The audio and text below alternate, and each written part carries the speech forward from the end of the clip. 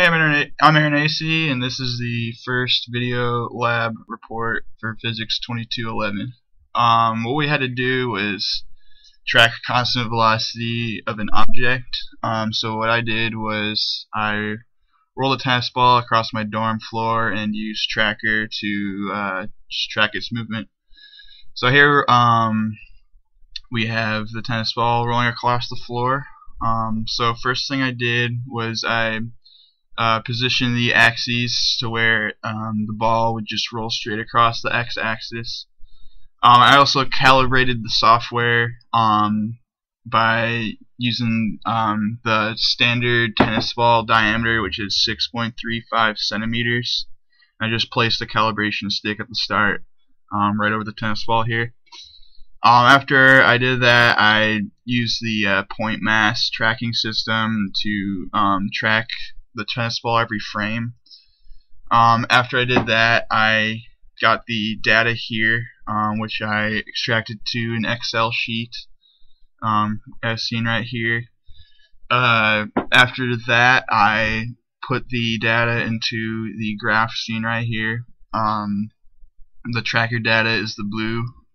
After it was in the graph, I put a trend line in it and got an equation of 0.849x plus 0.028. After I did the tracker software, I used Python to get a computational model. So what I did was I used the initial velocity, which was 0.849 meters per second, and just put in a while loop just for the Python to make its own graph of what was going on. So when I ran the software, I got a graph that looks like this.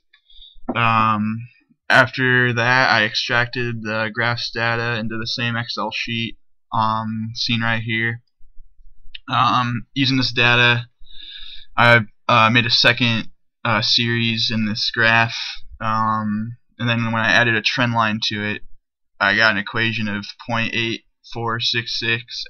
plus 0.0035. As you can see, these two lines are really close to each other, meaning that there was very little exterior forces acting on the tennis balls that roll across the floor. That brings us to the what if question, which was when you analyzed your video and tracker, you made a choice of origin for your coordinate system.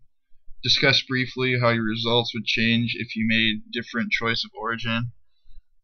So basically, if I had made this axis a little different, that it wouldn't change much except for just the y values here, which we ignored.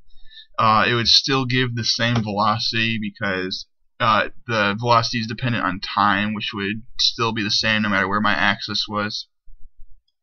Next was the what does it mean question, which was your observations can be predicted well by your computational model when you set the net force equal to 0 in your model. Is it possible for you to say how many pushes and pulls are added together to give 0 net force in the case that you observed? Well, here there was definitely two forces, gravity and a normal force, which counteracted each other.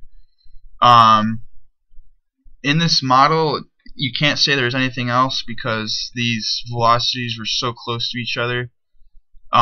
In real life, there would be friction, but since we had such a short time interval, there would just be no time for the friction to change the velocity much. And since there was a ball, there would be very little friction to begin with.